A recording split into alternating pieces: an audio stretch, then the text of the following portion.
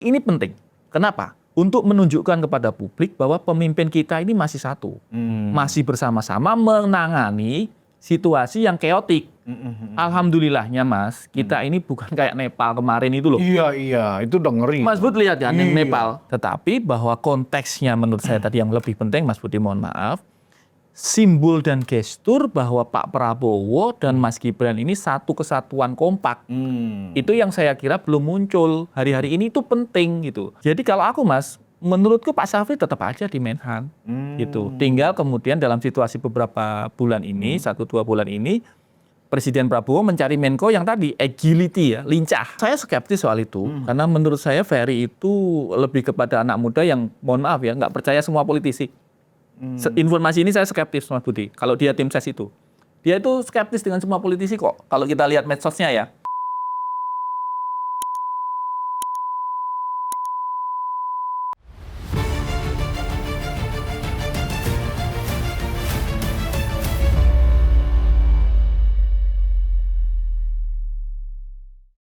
Hai, penonton Ruang Konsensus Unpacking Indonesia dimanapun Anda berada. Saya Budius Ma'ruf Kliang, anak sulung Mulyono, bukan ternak onta dari Gurun Sahara. Hari ini hari Jumat, ya hari kita untuk bersiap dan meningkatkan ibadah. Nah, dalam rangka kita menjaga situasi kondusif, tentu masih banyak pro kontra, masih banyak teori konspirasi ya yang kita diskusikan. Tapi nggak ada ujungnya. Nah, saya membantu teman-teman ya. Bagaimana teori konspirasi ini sedikit ada dasarnya. Saya sudah menghadirkan pakar intelijen, sahabat saya, Kang Ridwan Habib. Ya, jauh-jauh saya panggil ini. Syukur bisa datang karena waktunya sangat padat sekali. Selamat pagi, Kang. Selamat pagi, assalamualaikum. Waalaikumsalam. Kalau dress code-nya pakai peci sebenarnya saya juga siap sebenarnya tadi. Nggak, saya kebetulan karena hari Jumat ya, mau ke Jumat ya. Nah, jadi abis dari studio kita langsung sholat ke Jumat masjid. Masya Allah. Gimana? Kang Ridwan, ini memang situasi sudah kondusif dan bahkan kalau kita lihat ada juga yang menyebut akan ada eskalasi berikutnya. Iya. Ya kan. Tentu Kang Ridwan punya informasi lebih banyak dari saya tentang cerita itu. Tetapi yang menarik bagi saya saat ini adalah sisa-sisa demonstrasi yang kemudian ditunggangi aksi unjuk rasa itu adalah munculnya istilah-istilah geng Solo ini yang sampai sekarang seolah-olah itu benar nggak sih? Sudah ada bantahan dari juga relawan Pak Jokowi ya kan, bahkan juga sudah menjelaskan bahwa geng Solo itu nggak ada dan seterusnya. Nah, di dalam perspektif intelijen, dilemparnya isu geng Solo sebagai dalang dari kerusuhan yang jelas-jelas itu hoax, tapi kan saat ini itu menjadi seolah-olah diksi yang biasa. Padahal kan itu kan sebuah istilah yang menurut saya sih istilah goib, itu nggak jelas itu geng Solo itu siapa. Gimana, Kang Ridwan? Iya Mas, terima kasih. Saya kira memang dalam teori intel itu ada yang disebut dengan smoke screen ya. Smoke screen. Smoke screen itu sederhananya kalau kita mau melakukan serangan ke sebuah markas lawan, maka kita menyiapkan bom asap. Bom asap itu kita lempar, deng gitu. Lalu kan ada smoke-nya, ada asapnya. Sehingga konsentrasi lawan ke smoke ini. Dengan konsentrasi lawan ke smoke ini, kita bisa leluasa melakukan serangan. Nah, itu yang disebut dengan teknik smoke screen. Saya melihat istilah geng Solo ini adalah smoke screen. Ditiupkan oleh pihak-pihak yang akan diuntungkan dengan melempar asapnya ke geng Solo. Padahal identitas geng Solo saja tidak bisa dijelaskan, ya kan? Kenapa mereka tidak berani secara terang benderang untuk menyebut siapa sih geng Solo? Karena mereka sendiri juga tidak tahu. Mereka hanya meraba-raba, orang-orang ini hanya meraba-raba, dan fatalnya adalah Mas Bud, ini tersirkulasi terus di media sosial. Iya. Bahkan kemudian dibicarakan di masyarakat. Sehingga ada kesan memojokkan. Karena Solo ini adalah tempatnya Pak Jokowi, ada rumah Pak Jokowi di situ. Kemudian orang mengasosiasikan, wah ini orang-orangnya Jokowi. Iya. Yang menurut saya itu baseless. Itu tidak berdasar. Dan karena itu saya sebenarnya mumpung diundang ke sini, berharap segera Polri ini mengumumkan. Orang-orang yang sudah ditangkap kan banyak ya. Orang-orang yang ditangkap ini kemudian diperiksa, diinterogasi, lalu diumumkan. Siapa sih yang nyuruh mereka itu? Apakah mereka ini membakar karena emosi? Apakah mereka ini membakar karena disuruh? Diberikan uang untuk melakukan kerusuhan? Atau diambil dari tempat-tempat tertentu, di-dropping untuk melakukan kerusuhan? Kalau iya, siapa? Siapa? Dan dikejar. Polri ini kan aparat penegak hukum. Dia tidak ada, kita Indonesia negara hukum. Tidak ada satupun orang di Indonesia yang bebas dari hukum. Kalau dia bersalah ya harus dihukum. Karena itu saya berharap tuh supaya secepat mungkin. Sehingga kemudian istilah-istilah itu, ya kan, tadi ya, geng Solo, orang-orang ini, orang-orang itu segera kemudian bisa diklarifikasi. Di sini saya ini juga agak miris ya, ketika geng Solo begini, terus teman-teman yang tinggal di Solo ini nggak komentar gitu loh. Iya. Menurut saya ini kan juga sudah mulai membahayakan nama baik Solo sebagai sebuah kota. Kota yang damai, Kota ya yang kan? damai, kota yang punya sejarah panjang. Betul. Di situ ada sejarah Mangkunegaran, ada sejarah Bahkan Pakubuwono, ada sejarah keraton. Jangankan pemuda, Kang Ridwan. Ya, Tokoh masyarakat atau pejabat publik yang bertanggung jawab di Solo pun kok diam-diam aja, harusnya juga memberikan semacam, nggak juga harus membantah, tapi klarifikasi lah bahwa kami tidak ada kaitannya dengan istilah-istilah yang sekarang muncul secara nasional. Masalahnya kan istilah geng Solo ini sudah menasional sekarang. Kang Ridwan. ini framing yang jahat dan sangat berbahaya. Kenapa? Karena kemudian seolah-olah si pembuat framing ini ingin membenturkan kelompok kekuatan Presiden Jokowi yang tinggal di Solo, yang kebetulan anaknya adalah Mas Gibran Rakabuming Raka, yang menjadi wakil presidennya Pak Prabowo, lalu kemudian dinarasikan bahwa dua ini sedang berseberangan. Padahal faktanya kan tidak. Faktanya kan mereka inline, sedang dalam satu barisan. Ada beberapa waktu lalu di beberapa akun yang medsos-medsos itu ya, yang anonim-anonim itu. Misalnya mencontohkan peringatan Maulid Nabi, gitu kan? Kan ada Pak Prabowo, ada Pak Syafri Samsudin, ada Teddy di tengah. Lalu kan? Mas Gibran kan di samping pakai batik coklat tuh. Lalu kemudian dinarasikan tuh, wah nih bener nih nggak kompak nih. Di tengahnya kok ada Teddy gitu Di ya. tengahnya ada Teddy, terus semuanya pakai baju putih, tapi Gibran pakai baju batik. Ini kan narasi-narasi yang dalam situasi hari ini harus dihentikan. Kenapa? Karena ini butuh kekompakan para pemimpin. Kalau kemudian narasinya ini terus dibentur-benturkan, menurut saya jangan-jangan justru dalang helikopter view di atas ini, dalang utamanya ini memang tujuan utamanya jangan-jangan begitu. Ingin membenturkan itu ya? Ingin membenturkan itu sehingga kemudian muncul distrust. Kelompok presiden menjadi distrust dengan kelompok wapres. Kelompok wapres menjadi sebaliknya. Diadu seolah-olah kelompok wapres dibenturkan. Bahaya. Ini harus dihentikan. Padahal sejatinya ya publik tahu bahwa kemarin Bang Zulfan Lindan sebagai pemimpin di Unpacking Indonesia ya kan itu kan bertemu dengan Pak Jokowi. Betul, itu kan nggak sendiri. Betul. Ya sebagai saksi kan ada Pak Darmizal, ya kan Ketum Rejo. Kemudian juga Bang Zulfan kebetulan juga diundang ke Hambalang, ya kan betul. Bersama 6 teman-teman media lainnya dan semuanya itu off the record. Nah dari situ Bang Zulfan mengatakan bahwa Pak Prabowo mengakuin, Pak Jokowi mengakuin kami ini satu padu, kami ini solid gitu loh. Betul. Makanya ketika tadi Kang Ridwan mengatakan ini berbahaya karena ada upaya-upaya yang sangat jelas ingin membentukkan antar pendukung nih, ya kan? Karena kan apapun sama kedua-dua pendukung ini sama-sama militan masalahnya Kang Ridwan. Betul. Kalau ini dispute Mas, ya teori sederhana, pihak ketiganya diuntungkan.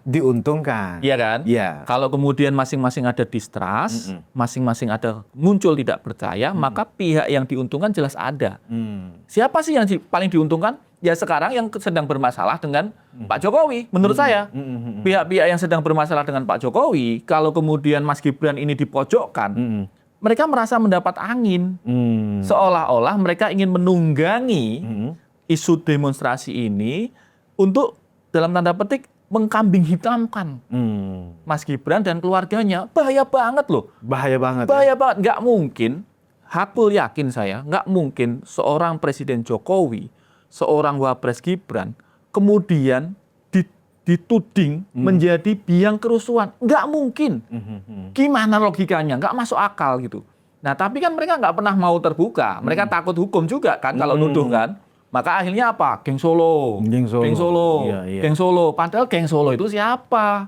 Apalagi preman menggunakan istilah geng itu kan juga bukan tanpa alasan kan Kang Ridwan. Karena kalau misalnya kelompok Solo kan lebih netral lah kelompok Solo kan. Gitu. Tapi kalau istilah geng, itu kan kalau kita istilah geng itu pasti bayangannya kan adalah mafia, orang jahat, kriminal kan gitu loh. Seolah-olah geng Solo ini kumpulan para kriminal. Kemudian di satu podcast saya melihat ada sebuah thumbnail geng Solo, tapi orang-orangnya yang dicantumin geng Solo itu adalah ada Pak Jokowi dan para menteri, atau orang-orang pejabat tinggi yang pernah menjabat di era kepemimpinan Pak Jokowi.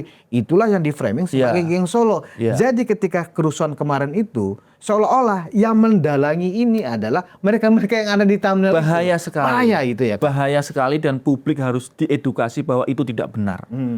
Kalau kemudian masyarakat ini menganggap ada ketidakharmonisan antar pemimpin, bahaya kenapa? Karena kemudian iklim investasi bisa kacau. Betul.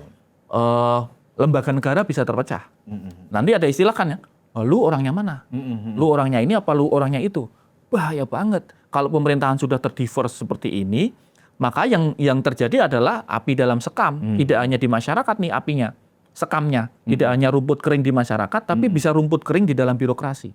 Maka ini sekaligus pesan, barangkali podcast kita itu ditonton oleh circle intinya Presiden Prabowo, tim komunikasinya Presiden Prabowo. Saya kira mohon juga difikirkan, ada gestur yang menunjukkan kepada publik bahwa Presiden Prabowo trust sepenuhnya kepada Mas Gibran. Bahwa Presiden Prabowo satu padu dengan Presiden Jokowi. Apakah bentuknya? Monggo, mereka yang jago lah protokoler ini bisa atur kan. Apakah misalnya Mas Gibran dan Pak Prabowo ziarah bareng ke Purworejo, ada makamnya kakeknya Pak Prabowo di situ. Misalnya begitu. Atau ke tempat lain gitu. Tapi ini penting. Kenapa? Untuk menunjukkan kepada publik bahwa pemimpin kita ini masih satu. Masih bersama-sama menangani situasi yang keotik. Alhamdulillahnya Mas, kita ini bukan kayak Nepal kemarin itu loh. Iya, itu udah ngeri. Mas Bud lihat kan yang Nepal, bagaimana kemudian seorang Menteri Keuangan Nepal itu ditendang masyarakat di tengah jalan, ditelanjangi, dibakar, ada yang rumahnya dijarah dan seterusnya. Alhamdulillah kita nggak begitu. Nggak sampai ke situ. Karena ada rasa toleransi dan saling jaga yang masih ada di masyarakat. Tapi tadi Mas Bud di awal menyampaikan, kalau kemudian deeskalasi ini tidak kemudian ditata dengan baik, ada kemungkinan ini spike again. Dalam teori intelijen itu bisa terjadi. Seperti kalau kita EKG jantung tuh. Iya. Ada yang naik, jadi turun. kayak rolling coaster. Nah, ada yang naik, ada yang turun. Nah, Iya. bahaya. Karena itu apa? Mumpung ini tensinya lagi turun. Kesempatan konsolidatif itu harus segera dilakukan. Kita sangat bangga dengan Presiden Prabowo kemarin karena mengundang tokoh-tokoh sipil. Iya. Ke istana kan, ada mantan Menteri Agama, kemudian ada tokoh-tokoh gereja dan seterusnya. Itu bagus banget, karena kemudian ada komunikasi antara Presiden dengan tokoh-tokoh masyarakat sipil. Nah sekarang yang saya belum lihat adalah dua. Pertama, gestur kekompakan Presiden Prabowo dengan Mas Gibran.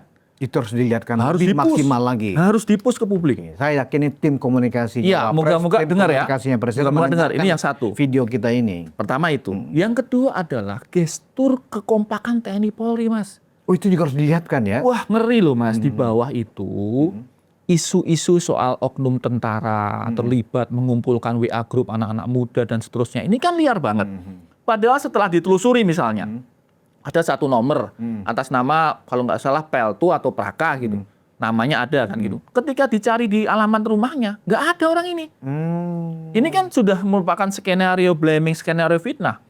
Orang bisa memasang nama, memakai identitas palsu, lalu mengakali nick untuk pendaftaran register, itu mudah sekali dibuat oleh dalang-dalang itu.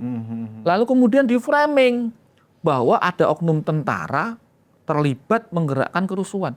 Bahaya. Jadi saya kira dua tadi kan, gestur antara Pak Prabowo dengan Mas Gibran. Yang kedua adalah Panglima TNI dan Kapolri. Ini gesturnya juga harus muncul. Dan kekompakannya jangan hanya dari level pimpinan Mas Bud. Sampai bawah. Dari mulai pimpinan, Pangdam dengan Kapolda, lalu Danrem, turun ke bawah lagi, sampai Kapolsek dengan Danramil. Itu harus mulai muncul supaya kegelisahan-kegelisahan di bawah. Ini adik-adik muda ini kan semangatnya membara loh Mas. Di batalion-batalion, di markas-markas, itu kan mereka juga punya senjata. Kalau ini dibiarkan, ini juga sekam baru ini. Benar-benar. Rumput savana yang bisa menimbulkan spike ulang. Kalau EKG jantung tadi bisa spike ulang begitu. kalau ini tidak segera dilakukan pendinginan atau penyemprotan air dingin lah rumputnya biar nggak kering. Gitu. Nah, Kang, yang bisa merancang, mendesain cara-cara seperti ini, ada WAG, yang ada isunya karena begini, dan ketika ditelusuri ternyata palsu, itu kan biasanya kalangan intelijen.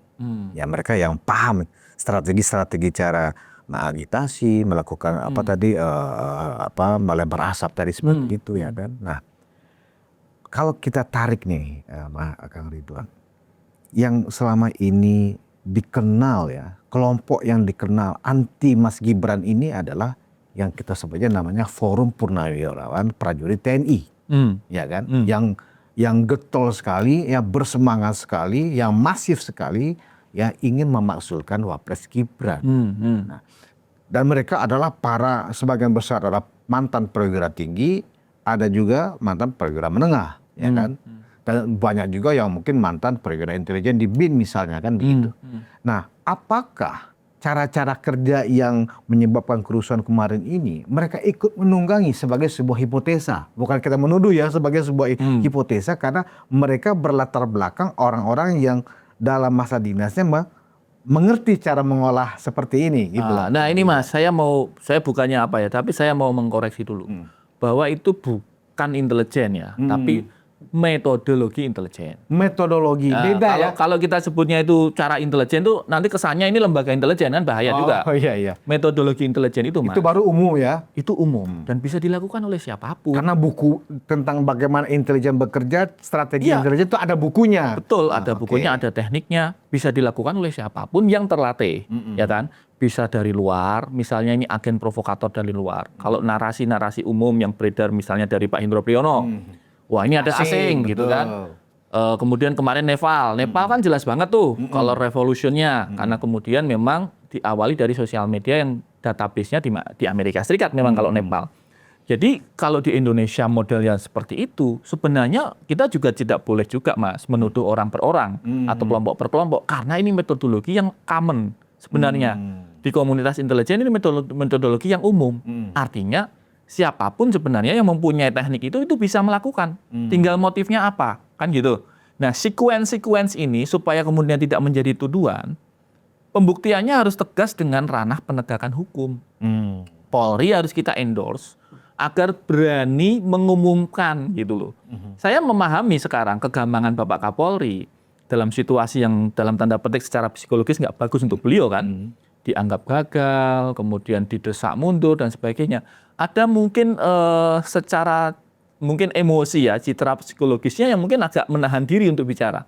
Tapi menurut saya justru pada saat situasi krisis begini, Polri sebagai institusi penegak hukum yang dilindungi undang-undang, yang kemudian dia punya mandat undang-undang, maka dialah yang kemudian berwenang Mas.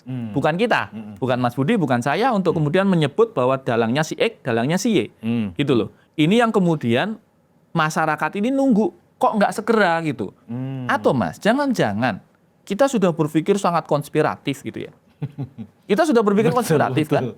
Tetapi jangan-jangan itu di lapangan adalah adik-adik muda, anak-anak muda yang saking bersemangatnya lihat di medsos, lalu terpicu untuk melakukan serangan spontan sementara Polri-nya gamang karena habis ada kejadian Afan. Betul.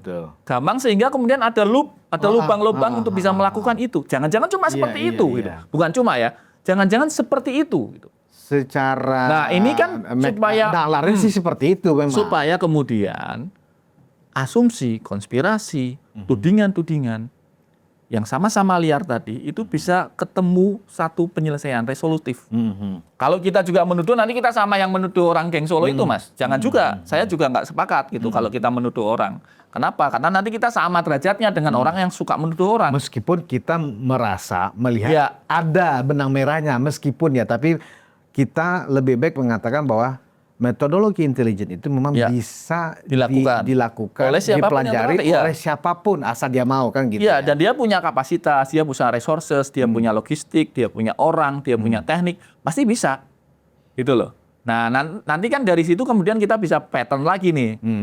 Orang kan kalau dalam teori intelijen itu T, threat, ancaman, itu adalah perkalian dari intensi, niat jahat, dikalikan capability, kemampuan, dikalikan circumstances, dikalikan vulnerability, kelemahan pemerintah. Ya, circumstances itu belum dijelaskan. Circumstancesnya tinggi kan? Afan kena barakuda, masyarakat lagi lapar, pajak lagi naik.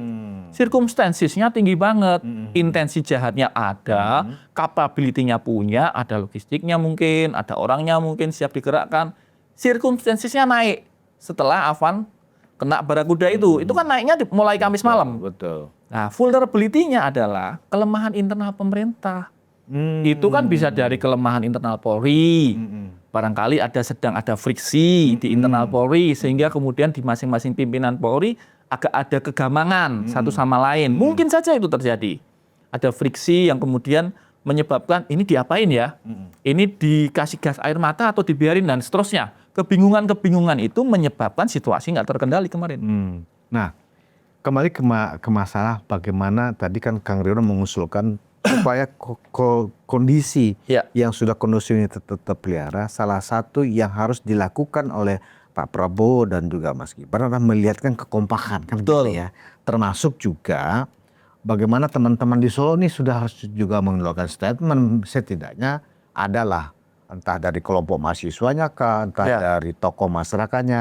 Meminta kepada publik ya supaya jangan menggunakan istilah geng Solo karena itu merugikan kami sebagai warga. Kan gitu loh. Mas Gibran sepakat nggak itu? Sepakat. Jadi saya berharap juga dari keluarga Pak Jokowi.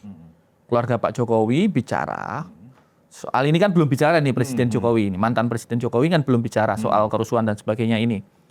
Bicaralah gitu. Speak up kemudian sampaikan saja. Kalau mereka misalnya merasa tidak nyaman dengan tudingan-tudingan itu, jangan sampai terkesannya diam saja dan defensif. Kenapa? Karena isu medsos ini Mas, eskalatifnya itu hitungan menit.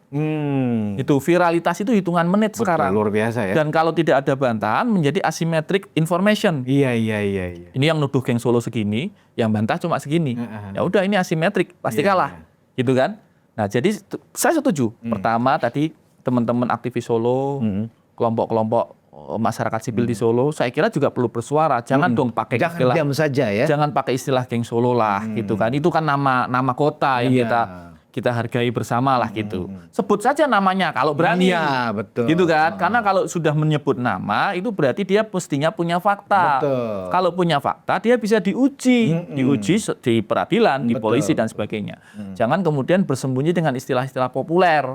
Tetapi ketika kemudian dikejar, wah ya itu kan kata medsos, wah ini kan kata ini. Nah, itu kan pengecut. Ini sebenarnya sudah himbauan kedua nih ini kalau saya sampaikan ke teman-teman yang ada di Solo ya. Agar Anda semua jangan berdiam diri ya, speak up lah ya, sekedar mengatakan bahwa istilah geng Solo itu merugikan kami sebagai warga Solo ya.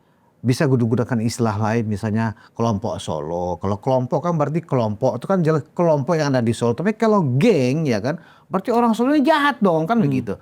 Tapi sampai hari ini belum ada respon dari mereka. Entah karena nggak peduli, kita nggak tahu Kang Ridwan. Entah karena mereka nggak paham gitu loh. Tetapi semestinya para pemangku kepentingan yang ada di Solo mestinya juga speak up untuk mengclearin bahwa janganlah gunakan istilah geng Solo. Kalau masih ada yang menggunakan geng Solo, berarti mereka memang punya niat yang tidak baik untuk kami di Solo itu aja. Ya, intensinya kan tuh tinggi ya. Kelihatan sekali kemudian ada intensi, ada niat jahat yang selalu membenturkan Mas Gibran dengan Pak Prabowo. Lalu ditunggangilah dengan istilah tadi. Ini yang saya kira, mumpung saya diundang di podcast Bang Zulfan ini, unpacking ini, Mas Gibran itu apapun dinamika waktu MK dan seterusnya, sekarang adalah figur pemimpin sipil yang menurut saya ya satu-satunya pemimpin sipil yang mempunyai karisma sebagai pimpinan negara. Mohon maaf ini bukan saya memuji-muji, tapi coba tanyakan ke masyarakat. Sekarang simbol representasi pimpinan sipil siapa? Ada lagi kecuali Mas Gibran. Iya kan? Sebut nama lain kan dia tidak dalam pemerintahan. Betul. Itu sudah tidak di dalam pemerintahan. Tapi yang di dalam pemerintahan ini Mas Gibran Rakabuming Raka. Ya, Pak Prabowo ya sudah sipil karena purnawirawan. Tetapi kan beliau punya latar belakang militer. Bisa dipisahkan juga itu. Tidak bisa dilepaskan sebagai purnawirawan TNI, Jenderal TNI. Artinya ini kan yin yang saling mengisi. Betul. Gitu loh. Jadi kalau masyarakat civil society bilang, wah pemerintahan kita ini jangan sampai militeristik. Ya justru harus men-endorse Mas Gibran untuk menjadi representasi kontrol sipil di dalam kabinet. Benar nggak Mas? Iya. Representasi pemimpin sipil yang bisa kemudian mengontrol dalam tanda petik corak kepemimpinan militer. Karena Pak Prabowo ini purnawirawan sudah sipil. Iya. Corak kepemimpinan militer Masih melekat barangkali. masih melekat. Iya. Nah, yang bisa mengontrol dinamikanya supaya yin yang, itu tahu ya istilah yin yang Yin dan yang. yin dan yang ya kan, Iya. malam pagi, siang malam itu. Ini adalah Mas Gibran. Iya. Tapi itu jangan kemudian di framing bahwa Mas Gibran mau merebut kekuasaan lah. Ini kan parah. Iya. Salah kaprah. Iya. Justru Mas Gibran ini menjadi balancing. Dia ke kampus, dia ketemu ojol langsung di framing ojol palsu, padahal setelah dicek ojol beneran kan gitu. Lalu kemudian ketemu Siskambling Ronda, ya kan Siskambling Ronda ngecek harga kue di pasar. Ini kan cara-cara sipil, cara-cara sipil. Biarkan Pak Prabowo menggunakan pendekatan keamanan dalam tanda petik metode beliau kan militeristik. Silakan, bagus. Pendekatan keamanan oke. Tapi pendekatan sipilnya, Mas Gibran sudah melakukan itu. Sudah melakukan. Iya. Mengumpulkan ojol, ngobrol gimana bro, kesulitannya di lapangan, tarif dan sebagainya kan bagus. Lalu ketemu Siskambling, apa Pak kekurangannya? Wah kurang kentongan, kurang senter kan gitu. Lalu ketemu pedagang pasar, gimana omsetnya Bu, kue pasarnya gimana? Sudah melakukan fungsi sipil loh. Iya. Lah, Dan itu sebenarnya sangat cocok ya kan, antara presiden dan wakil presiden sudah padu nih dalam membangun kembali ya kan, bagaimana antar masyarakat ini kembali solid kan begitu. Setelah sempat tanda kutip ya terpecah ya kan pada akhir Agustus kemarin. Resiliensi Indonesia terbukti kemarin kan. Betul. Kerusuhannya itu 2 hari, tapi kemudian setelah itu kan pulih lagi. Padat lagi. Sekarang pulih lagi, Jakarta sudah mati lagi kan gitu. Jadi dalam posisi sekarang hari ini kan pendapat boleh ya. Iya. Masyarakat sipil menurutku justru sangat bisa mempertahankan di supremasi sipil. Demokrasi supremasi sipil. Indonesia kan supremasi sipil, Bang. Betul. Sebagai aktivis 98 ya kan. Maka itu figurnya Mas Gibran. Iya. Loh, Pak Prabowo kok sipil? Iya, Pak Prabowo sipil. Cuma kan beliau purnawirawan militer gitu loh maksudnya. Iya. Jangan salah kaprah. Bukan berarti kemudian Pak Prabowo bukan sipil. Sudah sipil, sudah pensiun. Tetapi corak pemerintahan militer karena purnawirawan. Iya. Yang murni sipil, beneran sipil gitu kan Mas Gibran. Sebenarnya gini Mas, yang kita lihat ya secara objektif ya sehari-hari ya, semua orang bisa melihat itu. Sebenarnya Mas Gibran ini sudah melakukan itu sejak beliau menjabat kan gitu. Iya. Bahkan di situasi-situasi chaotic seperti ini kan, juga langsung turun ke bawah kan. Tetapi selalu kemudian di framing, wah tuh lagi framing, mau nyari capres, ya kan mau nyari masa dan seterusnya. Bagaimana saran Mas Ridwan ya? Khususnya juga kepada Mas Wapres menyikapi framing-framing yang sangat tidak relevan ini. Saya kira kalau tipenya Mas Gibran dia nggak peduli ya? Sepemahaman saya ya. Sepemahaman saya Mas Gibran ya kerja-kerja aja lah bro kan gitu. Tetapi maksud saya justru tim komunikasinya. Baik tim komunikasi sekretariat Wapres, kan ada staf khusus, ada staf komunikasi gitu kan. Maupun tim komunikasi presiden nih gitu kan. Mas Mensesnek, Mas Prasetyo Hadi, ini Kagama nih, UGM, ya kan. Kemudian Mas Teddy, Seskap, kemudian udah Hasan Nasbi ini, PCO. Ini yang kemudian mereka, kami berharap mereka kemudian merancang strakom, merancang strategi komunikasi untuk menunjukkan kepada masyarakat Pak Prabowo dan Mas Gibran itu bersatu padu, tidak terpisah, tidak ada api dalam skam gitu loh. Ini kan yang dibaca di medsos bahwa kedua-duanya memang menjalankan fungsi peran dan tanggung masing-masing. jawab yang itu memang sudah dibicarakan semuanya kan begitu. Nah itu memang komunikasi dari istana itu yang belum ada. Nah framing ini yang harus kita kemudian jelaskan kepada publik Mas. Makanya kemudian di podcast ini penting. Tadi yang saya jelaskan Mas Gibran ini menjadi dinamisator karakter Pak Prabowo. Mas Gibran ini menjadi representasi teman-teman masyarakat sipil. Ketika Mas Gibran di kampus ketemu mahasiswa gitu kan. Saya dengar mau ada acara nih Mas Gibran di beberapa kampus.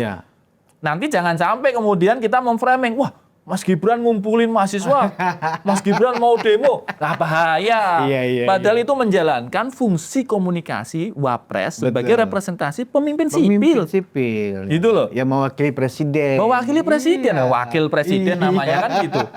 Dan kemana-mana ya kalau kita lihat selalu Wapres Gibran ini mengatakan bahwa sesuai dengan pesan Pak Presiden. Ya. Selalu begitu. Nggak ada itu pesan, ini pesan dari saya nggak ada Ya, gitu loh. betul. Saya hanya menjalankan tugas sesuai dengan apa yang disampaikan oleh Pak Presiden. Ya. Kan itu bagus gitu Ya. loh, Mas Ridwan. Ya, jadi framing-framing itu saya kira memang ditiupkan oleh pihak-pihak yang merasa mungkin jengkel. Ya, mungkin jengkel. Jengkel apa nggak suka? Begini. Jengkel karena dia pengen dekat dengan Presiden Prabowo, terhalang oleh kelompoknya Mas Gibran. Oh. Gitu loh. Iya. Jadi kelompok Mas Gibran ini, kelompok Mas Gibran ini tadi macam-macam ya. Bisa ada menterinya. Bahasa sederhananya menteri yang pernah menjabat di periode Pak Jokowi. Iya, betul. Ini kemudian merisaukan orang-orang yang jengkel. Kan gitu. Iya. Loh, gue dukung Prabowo dari lama, lu tiba-tiba datang, kok lu? Harusnya kan gue. Nah, ini yang kemudian meniup-niupkan. Oh iya. Singkirin aja tuh. Jadi sebenarnya Kenapa kalau tujuannya disingkirin? Ya dia masuk. baru berkursi juga. Nggak usah naif lah. Nah, dalam rangka kita untuk mencoba memutus mata rantai informasi-informasi dari kelompok-kelompok masyarakat yang sifatnya provokatif gini, Kang Ridwan. Dalam rangka kita menyatukan antara presiden dan wakil presiden kita supaya terlihat kondusif. Salah satu yang menurut saya ya, Kang, sebaiknya kalau menurut saya, misalnya forum purnawiran itu kan selalu mendesak supaya presiden ya kan bersama DPR itu mengabulkan permintaan mereka untuk memakzulkan Mas Gibran. Nah, kenapa dalam situasi seperti ini ya secara santai aja kan bisa aja presiden menjawab udahlah itu sudah jelas tidak ada konstitusi yang dilanggar, apalagi yang dimakzulkan itu kan wakil saya orang yang paling depan yang akan mendorong ini segera diganti kalau memang wakil saya itu melanggar konstitusi. Sekarang kan nggak ada, kenapa diributkan lagi? Nah, kenapa sih Kang Presiden tidak ikut juga gitu ya? Kalau level presiden ya saya kira terlalu ketinggian lah, Mas. Terlalu ketinggian. Sebab siapa lagi yang didengarkan oleh kelompok itu kalau bukan Pak Prabowo gitu loh, Kang? Ketinggian, karena menurut saya gini, biarkan saja kalau itu mekanismenya, biarkan saja. Kan itu mereka ke DPR. DPR kan punya fungsi masing-masing kan. Di situ ada wakil ketua DPR, ada Pak Sufmi Dasko Ahmad, ada Mbak Puan dan sebagainya. Biarkan saja prosesnya berjalan. Tetapi bahwa konteksnya menurut saya tadi yang lebih penting, Mas Budi mohon maaf, simbol dan gestur bahwa Pak Prabowo dan Mas Gibran ini satu kesatuan kompak. Itu yang saya kira belum muncul. Hari-hari ini itu penting gitu. Yang muncul ke publik malah yang kesannya kemudian nggak kompak gitu. Misalnya soal Maulid Nabi tadi, yang duduknya agak jauh pakai batik. Nah ini kan simpang siur begini kan harus segera diluruskan gitu. Saya memahami benar bahwa barangkali dinamika politik tidak segampang yang kita bicarakan di podcast.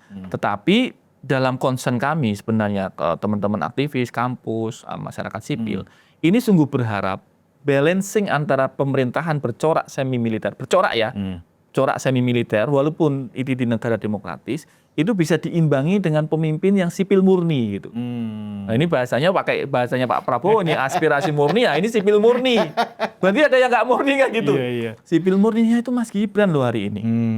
Itu loh, simbol representasi pemuda sipil murni yang punya jabatan jelas, wakil presidennya Gibran. Itulah realitas politik hari ini. Ya kasarnya kalau masyarakat sipil dan sebagainya itu bertanya, siapa sih simbol pemimpin sipil murni hari ini? Ya Gibran. Nggak ada lagi. Nggak ada lagi. Nah, Kang, kalau forum purnawirawan itu menggunakan lagi terminologi baru, kalau surat, kan mereka mau mengajukan surat kedua nih ke DPR ya, surat kedua. Kalau juga tidak digubris DPR, ada unsur intimidasi yang mereka lakukan gitu loh, kan, bahwa mereka akan terpaksa harus menduduki gedung DPR. Nah, ini kan kemudian membuat kelompok-kelompok lain yang juga berseberangan akhirnya juga bersiap diri. Nah, ini kan pemimpinnya sudah mencoba solid, tetapi segregasi sosial selalu terus dibangun. Itu gimana, Kang? Ya, mekanismenya ini harus segera di-resolve dengan komunikasi yang baik, saya kira. Fungsinya wakil ketua DPR, fungsinya pimpinan-pimpinan parpol yang dalam DPR itu kan menjembatani itu. Ya. Saya kira aspirasi ini kalau kemudian ada jembatannya, insya Allah sih tidak akan eskalatif ya. Yang akan eskalatif itu kan kalau buntu, gitu. Waktu kami dulu di periode sebelumnya, kami kan sempat di dalam ya, di kantor staf presiden waktu era Presiden Jokowi. Kami itu punya protap, Mas Budi. Kalau ada demonstrasi ke arah istana, dia sudah masuk skala ring 1. Ring 1 itu adalah patung kuda itu loh. Oh, itu udah ring 1 itu ya? Ring 1, Oke. itu patung kuda, kantor Menhan, itu kan Medan Merdeka Barat itu. Betul. Itu demonstran sudah masuk ring 1 tuh. Kalau sudah masuk ring 1 istana, maka wajib eselon 2 dan eselon 3 itu ke lapangan. Gitu. Oh, itu Bahkan eselon 1B kami udah waktu itu protap itu ya? protap. Oh, Karena oke. waktu itu kami tenaga ahli utama itu disetarakan dengan eselon 1B, kami juga ke lapangan. Oh. Ada Mas Joko, ada orang-orang kami yang di KSP yang kemudian menemui demonstran. Saat itu Wamensesnek Pak Juri Ardiantoro itu masih deputi 4 KSP. Iya. Sempat juga kena lemparan aqua itu Mas Juri. Oh. Tapi karena dia mendengarkan aspirasi, turun. Iya. Turun dengerin gitu. Mas Joko turun dengerin. Nah, kalau ini kemudian dicoba yang sama dengan DPR. Yang kemarin ini kan demonya di DPR, bukan di istana kan. Berarti harus temuin juga berarti ya? Nah, DPR mestinya punya protap. Ini usulan kami, punya protap nih kalau demonstran sudah ke gerbang, yang ke depan tuh nanti siapa? Apakah dari unsur pimpinan, wakil ketua dan seterusnya? Apakah dari unsur parpol? Apakah dari unsur komisi sesuai tuntutannya? Atau siapa kan gitu? Harus ada yang menemui. Harus gitu ada ya? yang menemui, tentu dengan pelindungan polisi dan sebagainya itu wajar. Tetapi ada jembatannya gitu. Jangan sampai dia hanya menemui pagar kosong, apalagi ini pagar dikunci, apalagi dikasih oli, wah tambah marah lah masyarakat. Dan itu juga ditenggarai dengan ada yang dianggap, wah ketua DPR bohong. Nah, Sebelum demo kan begitu. Nah. Silakan datang, gedung ini terbuka untuk masyarakat. Kan? Nggak taunya ketika masyarakat demo unjuk rasa besok, ditutup Tutup, begitu ya. berlapis dan di pagar belakang dilumurin oli Oli, bekas ya kan. ya. Gitu. Ya, artinya apa? Wah kita dibohongi kan itu ya makanya Iya, kemudian betul. menjadi eskalasinya semakin tinggi. psikologi masyarakat. Betul. Ya, Nah, itu. Kang, yang juga menarik adalah selain kita bagaimana menjaga situasi tetap kondusif, juga merebaknya berbagai spekulasi ya, Ya. tentang kenapa sih Pak BG yang digantikan gitu ya. Oh, oke, Kemudian oke, sampai sekarang juga kayaknya Presiden masih belum firm ya dalam mencari posisi yang permanen antara Menko Polkam dengan Menhan ini Ya. masih merangkap. Ya. Ada persoalan apa kalau Kang Ridwan melihat sehingga Presiden menemui Ya. kesulitan? Pertama, sejauh yang saya dengar, Pak BG memang agak kurang sehat. Oh, oke. Agak kurang fit beliau secara Sebelum kesehatan. tanggal 25 pun kurang, Sudah, atau sudah. setelah? Sudah sejak sebelum. Oh, sejak sebelum tanggal 25 Ya. Agustus sudah kurang sehat? Kurang sehat. Oke. Beliau agak kurang fit, beberapa kali juga harus check up ke rumah sakit, yang saya dengar ya. Jadi secara vitalitas memang cukup kurang sehat. Itu satu. Yang kedua memang Menko itu kan fungsinya koordinatif, Mas. Koordinatif. Koordinatif itu artinya sebenarnya dia tidak punya direct command. Jadi Menko itu sebenarnya nggak bisa perintah Kapolri, nggak bisa perintah Panglima. Yang bisa perintah Kapolri dan Panglima itu Presiden sebagai Panglima tertinggi. Iya. Mereka Menko ini mewakili Presiden mengkoordinasi, gitu kan. Nah, sebenarnya fungsi-fungsi ini juga setahu yang saya dengar itu juga sudah diupayakan oleh teman-teman Menko Polkam semaksimal mungkin kemarin itu. Jadi kalau kemudian ada narasi bahwa Pak BG ini dicopot karena gagal mengantisipasi kerusuhan, saya kira lebih banyak lagi harusnya kalau memang narasinya dicopot kan gitu. Ada Polri juga dong, ada TNI juga dong kan gitu. Ada BIN juga dong kan, nggak cuma Polkamnya, apalagi saat itu Polkamnya cuma koordinator. Jadi dalam konteks ini saya kira ya memang Presiden memang mencari figur baru gitu kan. Figur baru, ya mohon maaf Pak BG ini kan memang karakteristik pemimpin lama nih. Iya dong, Old school. Old school lah dari sisi usia. Iya. Beliau sudah lama di BIN ya kan, beliau sudah lama di pemerintahan di Polri, sehingga secara jenjang usia ini kalau bahasa anak muda sekarang boomer gitu. Iya. Ya kan, ada istilah boomer kan, Iya. 60 tahun ke atas Betul. kan boomer. Iya. Syukur kita belum masuk ke situ ya. Belum Mas. Nah maka kemudian sekarang dinamikanya kan Gen Z. Iya benar. Jadi kalau boomer ya mungkin agak gagap nih melihat situasi Gen Z. Gen Z ini karakternya khas, karakter medsosnya khas, karakter komentarnya khas, sehingga barangkali ini dugaan saya, Presiden Prabowo sedang mencari karakter Menko yang lebih pas untuk Gen Z. Sehingga kemudian dia bisa memanage Polri, BIN, TNI ini untuk mendinamisasi situasi ini. Supaya Gen-Z ini aspirasinya tersalurkan tanpa harus ada riot, tanpa harus ada kerusuhan. Nah, di era Pak Jokowi, di era sebelumnya kan ada beberapa Menko Polhukam itu yang sipil juga, Kang. Betul. Nah, dalam situasi ini, ya kan, apakah cukup relevan kalau misalnya Menko Polhukam itu juga kembali dijabat oleh sipil senior yang mengerti hukum, politik, dan seterusnya. Apa itu cukup relevan dalam kondisi sekarang, Kang? Relevan saja. Relevan, ya? Relevan saja karena sebenarnya bukan pada figur sipil militer kalau Menko itu, menurut saya. Koordinatif ya? Ya, satu, dia harus mempunyai otoritas dari presiden untuk melakukan fungsi koordinatif. Artinya dia harus juga dalam tanda petik punya leverage, punya pengaruh di lingkungan TNI, Kemhan, Polri, BIN, dia punya leverage, punya pengaruh, gitu kan? Yang kedua, tentu saja dia memahami dinamika sosial masyarakat hari ini.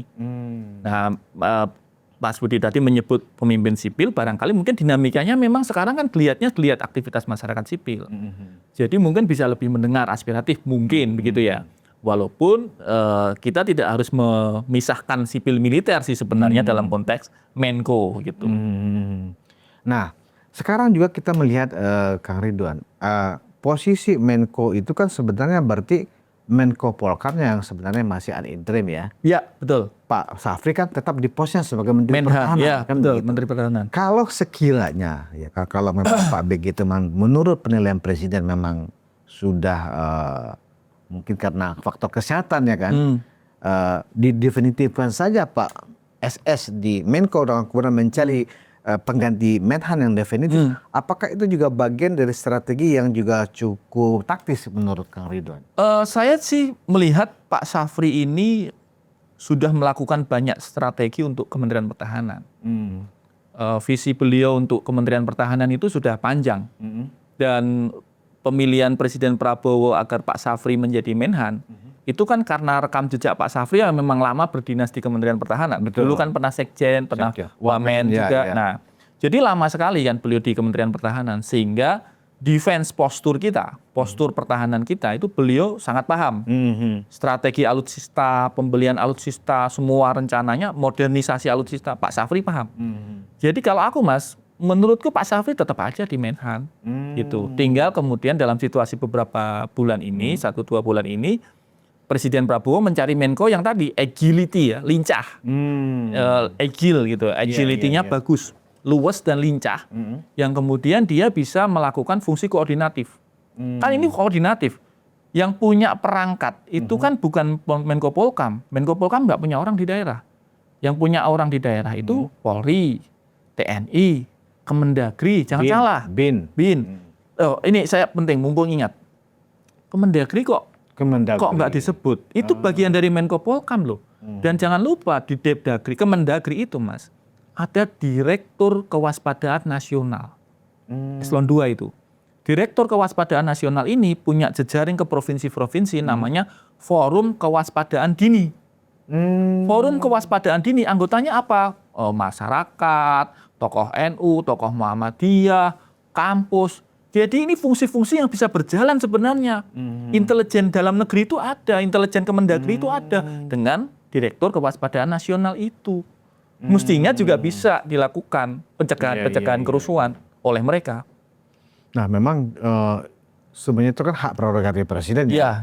Tapi kan boleh dong kita juga menyebut nama-nama yang kira-kira pantas, misalnya Dudung Abdurrahman misalnya, kan beliau kan mantan Kasat, sekarang juga staf sus ya kan, penasihat presiden. Penasihat presiden, artinya kan dipercaya, artinya kan Pak Dudung bagian dari orang kepercayaan Pak Presiden, karena posisi Menko itu kosong supaya Pak Safri juga fokus di bidangnya.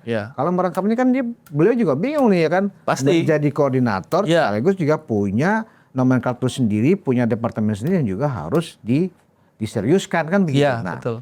Juga misalnya kalau di Sweet misalnya yang sudah berpengalaman menangani Polhukam ini adalah Pak Tito. Pak Tito kan Kemendagri sekarang ya kan, beliau mantan Kapolri. Kapolri ya. Nah, beliau juga mantan kepala BNPT walaupun sebentar. BNPT pernah. Kalau misalnya di Sweet ya kan, Pak Tito sebagai Menko Polhukam ya kan, ini kan juga cukup bukan kaleng-kaleng lah kalau kan gitu.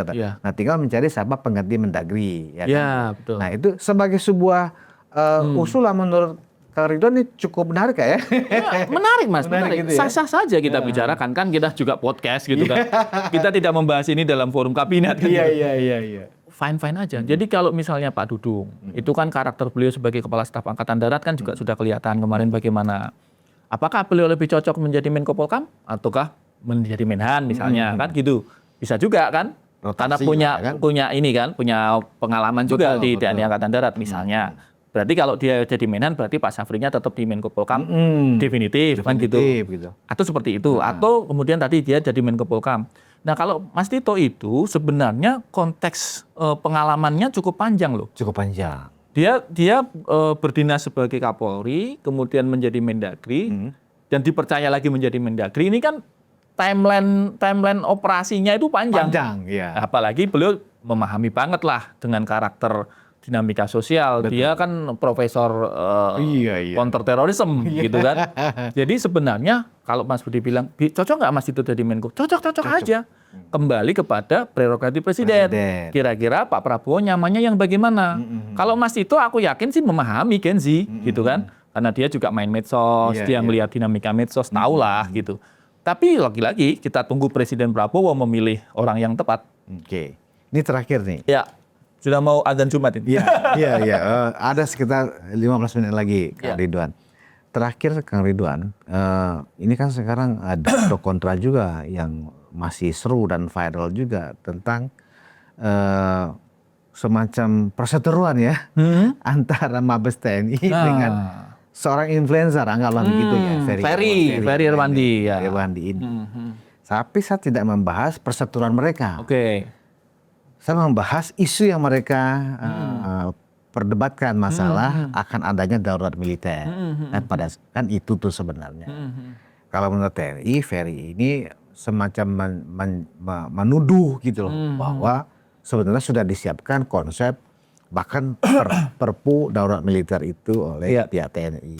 Dan itu dibantah oleh pihak TNI. Tidak ada seperti itu. Nah, saya menduga Ferry ini mungkin hanya ingin membooster isu yang diterbitkan oleh sebuah majalah, anggap begitu ya kan, yang memang menjelaskan ada percakapan antara pejabat Kementerian Pertahanan ya dengan pimpinan DPR tentang apakah perlu DM atau tidak kan gitu.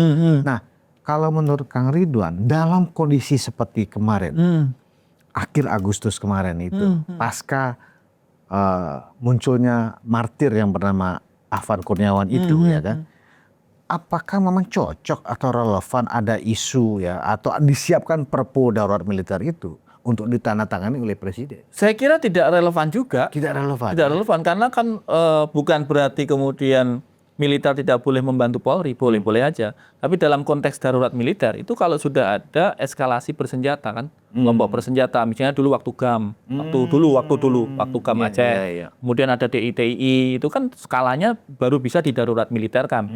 Kalau kemarin itu misalnya dalam kasus COVID 2020 itu kan darurat sipil, kemudian ada pembatasan, ada jam malam dan sebagainya itu kan darurat sipil. Yang kemarin juga saya kira juga kalaupun eskalatif bisa dengan menggunakan darurat sipil dulu. Oh, darurat sipil. Darurat sipil dulu atau tertib sipil dulu. Baru kemudian kalau itu tidak berhasil seperti Nepal, sekarang kan dia berusaha langsung darurat militer. Ya, karena memang super chaotic. Sudah super chaotic. Super chaotic. Kalau kemarin kan anarkis banget. Ya, kemarin sebenarnya eskalasinya tidak se-chaotic yang di Nepal. Jadi menurut saya kalau dalam konteks Ferry ini kan anak muda nih, adik kita, ya kan. Dan menurutku ini potensi bangsa loh, Mas. Jadi tugas utama intelijen itu sebenarnya mengubah enemy tanda petik, menjadi bestie. Gitu loh. Bagaimana lawan tanda petik menjadi kawan. Intelijen itu tidak membunuh orang. Yang berperang itu pasukan komando, yang tempur tembak-tembakan itu pasukan komando. Intelijen itu bergerak di belakang garis lawan. Untuk apa? Untuk merayu lawan jadi teman. Gitu loh. Jadi kalau mohon maaf nih sedikit bersaran, kalau misalnya Mabes TNI menganggap si Ferry Irwandi ini adalah lawan dalam tanda petik, maka tugas intelijen sebenarnya adalah mengubah lawan, mengubah enemy ini jadi bestie. Nah kalau mau dilaporin polisi, kalau mau dilaporkan secara hukum kan jadi nggak mungkin jadi bestie dong, tetap akan menjadi enemy gitu. Saya bukan berarti tidak mendukung langkah-langkah hukum. Kalau memang ada tindakan hukum yang melanggar, monggo-monggo saja, itu hak masing-masing orang untuk menggunakan perangkat hukum. Tetapi dalam konteks penggalangan situasi hari ini yang situasi sosialnya masih belum begitu kondusif baik, alangkah baiknya kalau kemudian dilakukan soft approach gitu loh. Ferry ini kan influencer terkenal, dia jago algoritma, YouTube-nya bisa jutaan view, ya kan? TikTok-nya jutaan view. Kenapa nggak diundang aja jadi misalnya, mohon maaf nih, usul pembicara aja di Satsiber. Bagaimana TNI bisa mengelola YouTube secara profesional, bagaimana mengelola medsos secara baik. Ferry pembicara, jadi Ferry instruktur. Itulah pendekatan untuk menjadi bestie gitu lalu ya. kemudian di situ kan Ferry juga bisa tahu, oh ternyata TNI itu begini. Oh ternyata TNI itu bisa aku perbaiki di sininya. Jadi ini dua-duanya konstruktif. Kalau sekarang ini sudah ada barrier. Nah, moga-moga barrier ini segera terresolve ya, ada resolusi konfliknya sehingga tidak eskalatif menurutku. Masih banyak problem lain kok gitu. Tapi kalau menurut Kang Ridwan informasi tentang sudah adanya konsep Perpu itu benar nggak sih? Saya tidak tahu. Saya tidak tahu. Karena saya tidak tahu, saya tidak berani berspekulasi. Ya, karena Kan itu dipersoalkan antara Ferry dengan TNI kan ditulis oleh salah satu media. Iya. Saya dalam posisi sekarang hari ini saya tidak tahu. Masalahnya Kang, nggak ada yang membantah apa yang disampaikan di majalah itu. Pihak-pihak yang disebut sudah menyebut tidak dibantah gitu loh. Sebenarnya Kemhan sudah membantah ya. Kemhan sudah melaporkan ke Dewan Pers. Kemhan sudah melakukan pelaporan ke Dewan Pers, ya kita tunggu saja kan Dewan Pers nanti akan menguji data kan. Ada sidang uji data antara pers dengan pihak yang kemudian melapor. Nah, Pak Menko Polhukam Pak Yusril malah memang sudah membahas semacam jalan tengah antara TNI dengan Ferry ini kan, supaya ada restorasi justice lah kan. Kenapa harus masuk ke wilayah hukum dan kalau memang ini masih bisa dibicarakan kan, sebenarnya itu. Dan juga menurut kan waktu kemarin itu kan Mabes TNI Satsiber ini kan konsultasi ke Polda. Nah, dari pihak kepolisian mengatakan bahwa TNI secara institusi memang nggak bisa. Ya, itu karena putusan MK 2024. MK kan nggak bisa memperkarakan dalam unsur pencemaran nama baik, kecuali personal kan begitu. Nah, akhirnya kan ada seolah-olah keinginan TNI ternyata tidak ada jalur hukumnya kan, kecuali personal yang melaporkan kan gitu. Nah, menurut Kang Ridwan solusinya apa nih? Aja itu tadi, bagaimana menjadikan Ferry ini menjadi bestinya Mabes TNI? Menurut saya mungkin persoalannya begini Kang, karena mungkin ya publik juga baru tahu ternyata Ferry ini adalah bagian dari tim suksesnya Anies Baswedan sebelumnya. Oh iya? Ya makanya itu yang mungkin membuat TNI juga berpikir untuk menjadikan dia sebagai. Saya skeptis soal itu, karena menurut saya Ferry itu lebih kepada anak muda yang mohon maaf ya nggak percaya semua politisi. Informasi ini saya skeptis Mas Budi. Kalau dia tim ses itu, dia itu skeptis dengan semua politisi kok. Kalau kita lihat medsosnya ya. Tapi kalau fotonya ada, foto dengan Anies yang ada. sekarang lagi rame viral itu kan bagaimana dia kayaknya dekat sekali dengan Anies, dengan Tom Lembong dan seterusnya, sehingga terframing lah. Lagi. Si Ferry ini ternyata anak abang. Sebenarnya kalau aku ngelihat Ferry ini adalah kegelisahan anak muda Gen Z, dan menurutku ini potensi gede banget kalau Indonesia ini bisa pemerintah dalam hal ini bisa mengakomodir Ferry ini. Tetapi mengakomodirnya jangan kemudian dijadikan staf khusus presiden. Kalau itu langsung habis dia. Popularitasnya langsung jatuh di mata Gen Z.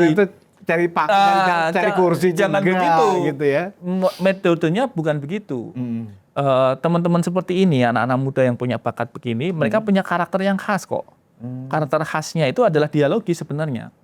Jadi kalau influencer ya temukan dengan influencer gitu. Jangan influencer dengan institusi. Kan asimetrik gitu kan. Kalau kemudian ada kasih lawan bicara dia gitu ya. Kasih lawan diskusi. Ajak diskusi dengan sebayanya juga, jangan dengan boomer. Gitu kan. Gen Z lawan boomer. Nah, boomer ini kan nggak paham algoritma TikTok, nggak paham gitu kan. Kita nggak enak lah kemarin di suatu televisi. Dengan boomer itu. Boomer itu maksudnya usia di atas 60 jadi ya. Dia agak kikuk juga ya kan.